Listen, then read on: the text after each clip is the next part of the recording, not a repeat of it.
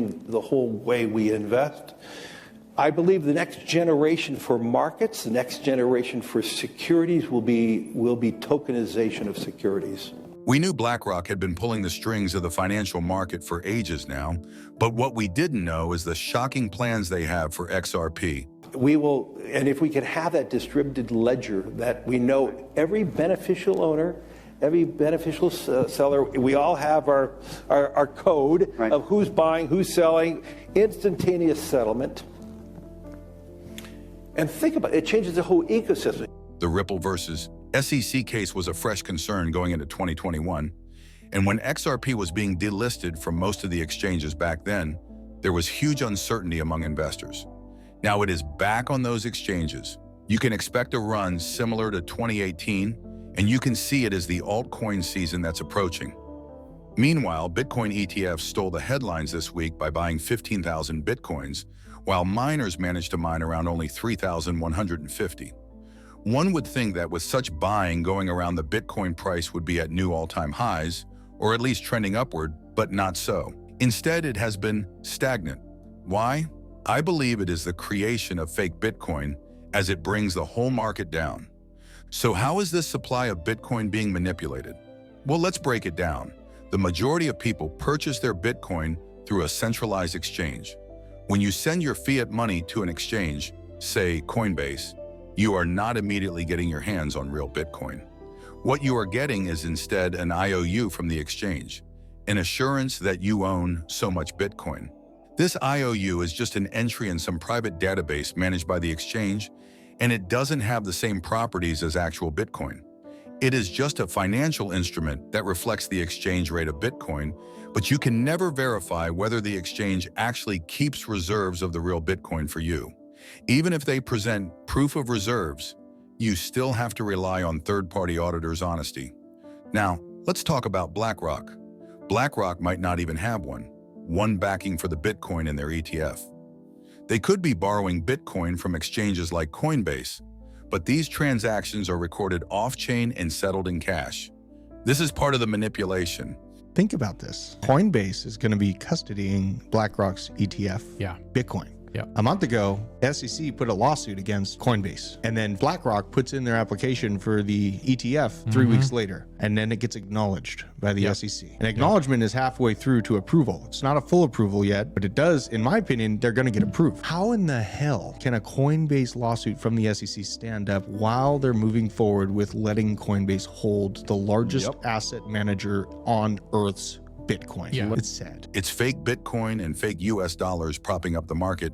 Just like I've been saying, BlackRock's ETF transactions can take place off-chain, which means they don't show up on the blockchain and we can't track them. They might borrow Bitcoin, short it, and we would never know if they actually hold real Bitcoin to back up their ETF. They can settle these trades in cash without having to prove they hold one Bitcoin. To make things even more complicated, BlackRock recently changed the rules around how they handle their Bitcoin custody with Coinbase. According to an SEC filing, Coinbase now has to process withdrawals of digital assets to a public blockchain address within 12 hours of receiving instructions from BlackRock, subject to specific balance requirements. So what happens when Bitcoin starts reaching new all-time highs? If Coinbase doesn't hold all of the actual Bitcoin it says it does and has to cash out BlackRock first, that's exactly what will happen. They'll prioritize BlackRock, the exchange will go down, the price of Bitcoin will drop, and once the dust settles, the exchange will come back online. We've seen this happen multiple times as Bitcoin has neared all-time highs. On another front, I've been diving into research about the global push for a central bank digital currency, CBDC. What I've found is unsettling. It looks like they plan to tokenize all private property, homes, cars, stocks, and even Bitcoin on a unified ledger. This unified ledger system would track all ownership of assets through tokenization. Larry Fink from BlackRock has been signaling this shift. He's been talking about how every stock, bond, and even Bitcoin will be tokenized. He knows this is coming because he's in the same circle as central bankers.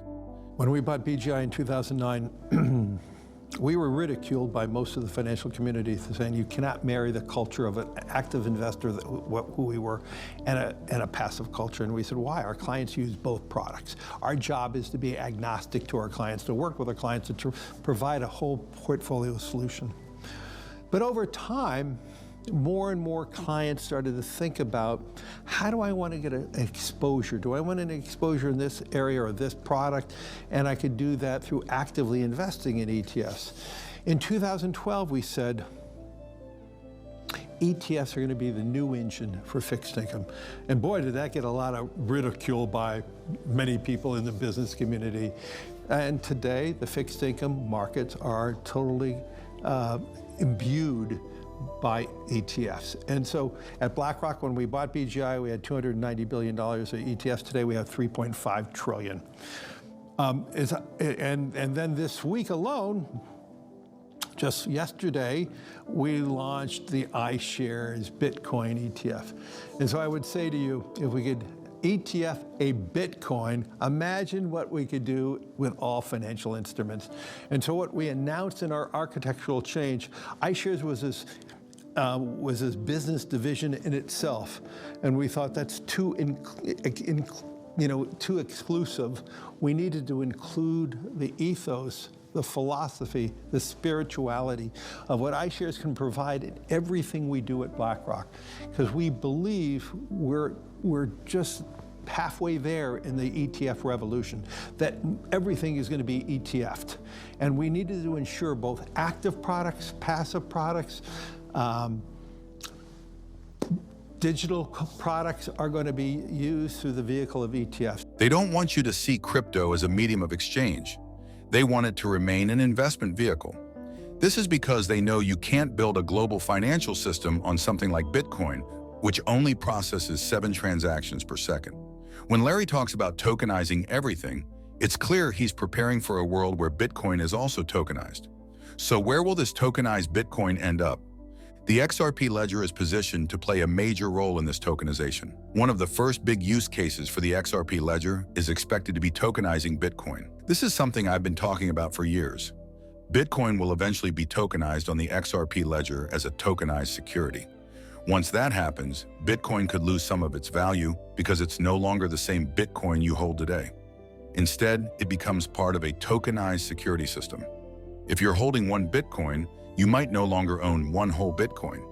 Instead, your Bitcoin could be split into tokenized parts, and unless you own all the tokens associated with your Bitcoin, you're holding something different. Could this happen to XRP? Probably not, because XRP has something Bitcoin doesn't: utility and use cases. XRP is used in real-world applications and not merely as a store of value. This gives it an edge, and no one is talking about tokenizing XRP the way they are discussing Bitcoin. Everyone's talking about the same thing when it comes to XRP: its usage for on-demand liquidity, ODL, in cross-border payments. But here's an interesting question. What happens to XRP's ability to provide that liquidity if it becomes a tokenized asset? In fact, if anything, XRP would be moving tokenized value from one person or country to another. Ripple is already deeply involved in these kinds of developments. In fact, Ripple has even joined the Bank for International Settlements (BIS) task force for cross-border payments. Since the BIS began discussing projects related to central bank digital currencies, Ripple has been at the center of those conversations. In fact, Ripple is already working with the BIS, helping build what is often referred to as the Internet of Value. This vision, called the FINET, is about making it possible to transfer value as seamlessly as we now transfer information. Ripple has emerged as a key partner for many central banks, thanks to its technology. With over 80 million closed ledgers, Ripple offers customizable solutions that cater to both wholesale and retail CBDC use cases. The Ripple CBDC platform supports the full lifecycle of CBDCs, from issuance to settlement. It also offers features like multi-signing, interoperability between different digital currencies, and regulatory compliance. Additionally, Ripple's technology is energy efficient and focuses on financial inclusion and security. This is why Ripple has been onboarding one CBDC project after another. It seems like the BIS has set the stage for Ripple to play a significant role in the future of global digital finance. possibly tying it all into the central bank of central banks, which is the BIS itself. The Markets in Crypto Assets, MiCA regulation, a framework for governing crypto assets, hints at where Ripple could be heading next. MiCA covers utility tokens specifically, and XRP is classified as a utility token, which is significant. This classification is well documented, and most of MiCA is expected to be fully implemented by December 2024. This regulatory clarity sets the crypto industry up for stable and sustainable growth in the long term. Interestingly, while Bitcoin and other cryptocurrencies are being categorized for potential tokenization, XRP is viewed differently. XRP is seen as a utility token, a competitor to CBDCs. This means there's a need to create space for CBDCs, potentially by clearing Bitcoin out of the way. But just how trustworthy are CBDCs? So what is the ultimate goal with the CBDC in your mind? Well, I think it's all right. So Christine Lagarde, right, was pranked by these guys that somehow are able to convince a bunch of people that they're actually Zelensky. They got Jerome right? Powell, I don't too. know if you saw that. Yeah. And they got her to basically admit CBDCs are about control, right? And then you have Augustine Carson's saying essentially the same thing. Yeah. And he's head of the BIS, the central bank of central banks. So you have the ECB and the BIS agreeing it's about control. I mean, I think it's pretty clear what's actually going on there. Yeah, Augustine Carson came out with a clip, I believe it was 2 or 3 years ago now, but he was essentially like, CBDCs will give us complete control over the money. Who can spend, who has what money, where you can spend it. So what we're having are two parallel things going on. There's this push to digitalize everything. Yeah. To get all of the money, no more cash, it's all online. Yeah. The whole economy has to go online. Everyone has to go online for work and this and that. There's this push to make everything exist in the digital realm as part of the 4IR, the fourth industrial revolution, and all this stuff, right? And at the same time, we are having, on the flip side, a concerted push by governments around the world to completely control the digital realm. One key example of tokenization on the XRP Ledger is the introduction of tokenized U.S. Treasury bills by OpenEden. The idea is that the U.S. Treasury bills needed a platform other than Tether for tokenized bonds, and XRP Ledger provided that solution. BlackRock is also planning to back its new token with Treasury bills. With these developments, we're seeing alternatives to Tether emerge, possibly paving the way for Ripple's RLUSD and BlackRock's new coin, as well as for USDC. The idea that Tether's collapse could bring Bitcoin down is a concern for many, as Tether plays a significant role in propping up Bitcoin's value. If Tether were to fail, the impact on Bitcoin could be substantial. One interesting point is how blockchain technology might transform various industries, including title management and insurance. Right now, title insurance is an important part of property ownership, especially in real estate. But with blockchain-based systems, we could see a radical shift. Imagine if your house, once fully paid off, were tokenized. Suddenly, people could invest in your home, and to regain full ownership, you'd need to buy back all the associated tokens. However, having some kind of insurance could protect you from these complexities. Ripple's CEO, Brad Garlinghouse, mentioned meeting with a prime minister who is excited about using blockchain for land registry. Brad, in general, seems to be very happy with the trajectory of the crypto industry. With the president-elect following his victory and speculation that anti-crypto SEC chief Gary Gensler might soon announce his resignation, which we just talked about with former SEC director Norm Champ, Ripple CEO Brad Garlinghouse is here in a Fox Business exclusive in studio to discuss all of this. Okay, a 70% gain since Election Day. Let me guess, you are a Donald Trump fan, at least, of a presidency as he oversees a crypto world that he's very open-armed to. For sure. Like, what a difference 10 days makes. We, for years in the United States, have had an attack on the crypto industry. It's been war. And we finally, I think, have a crypto president. The crypto industry has embraced Trump. Trump has embraced the crypto industry. He really has. He really has. I think it's very genuine. And I think he sees the opportunity. He sees innovation. He sees entrepreneurship. And look, I'm very excited about what the future holds. I'll point out, if you were saying that XRP is up 70+%. Since Election Day, the best performing crypto assets are all U.S. companies or U.S. technologies. this shouldn't be a surprise. The United States SEC has been manipulating and putting pressure on these U.S. companies, U.S. technologies, and now that pressure comes off and they explode upwards. So we shouldn't be surprised by that.